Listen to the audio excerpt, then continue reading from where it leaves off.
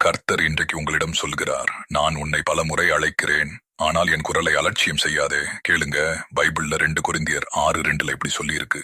இதோ இப்பொழுதே பிரியமான காலம், இதோ இப்பொழுதே இரட்சிப்பின் நாள். அதாவது ஆண்டவர் கூப்பிடும் போது இன்னைக்கே அவன்கிட்ட வரணும்னு அர்த்தம். ஒரு பையன் ஆபீஸ்ல ரொம்ப பிஸியா வேலை பார்த்துக்கிட்டு இருந்தான். அப்போ அவனோட போன் அடிச்சது. ஸ்கிரீன்ல அம்மானு பேர் வந்துச்சு. மீட்டிங் முடிஞ்சதும் பேசிக்கலாம்னு நினைச்சு போனை கட் பண்ணிட்டான். மறுபடியும் கால் வந்தப்போ அப்புறம் பேசலாம்னு விட்டுட்டான். கொஞ்ச நேரத்துல உடனே ஆஸ்பத்திரிக்கு வான்னு சொந்தக்காரங்க கிட்ட இருந்து கால் வந்துச்சு. அந்த ஒரு கால் எடுத்திருக்கலாமேன்னு அவன் ரொம்ப துடிச்சு போனான். அதே மாதிரிதான் நம்ம வாழ்க்கையிலையும் நடக்குது. ஆண்டவர் நம்ம வாழ்க்கையில பல முறை பேசுறாரு. ஒரு ஜெபத்துல இல்லனா ஒரு பிரசங்கத்துல நம்ம இதயத்தை தட்டுறாரு. ஆனா நாம அப்புறம் பார்க்கலாம்னு விட்டுடுறோம். வயசான பிறகு தேவனை தேடிக்கலாம்னு சொல்றோம். இப்படி அவரோட அழைப்பை நம்ம தள்ளி போடுறோம். ஆனா வாழ்க்கையில எல்லா வாய்ப்பும் 2வது தடவை வராது. நாளைக்கு என்ன நடக்கும்னு நமக்கு தெரியாது இல்லையா? அதனால ஆண்டவர் கூப்பிடும் போது இன்னைக்கே பதில் சொல்லுங்க. அந்த ஒரு முடிவு உங்க முழு வாழ்க்கையையும் மாத்திடும். இந்த வசனம் உங்கள் மனதை தொட்டிருந்தா, இது யாருக்காவது உதவும் என்று நினைத்தா அவர்களுடன் ஷேர் பண்ணுங்க. காமெண்ட்ல ஆமேன் சொல்லுங்க. கர்த்தர் தாமே உங்களை ஆசீர்வதிப்பாராக.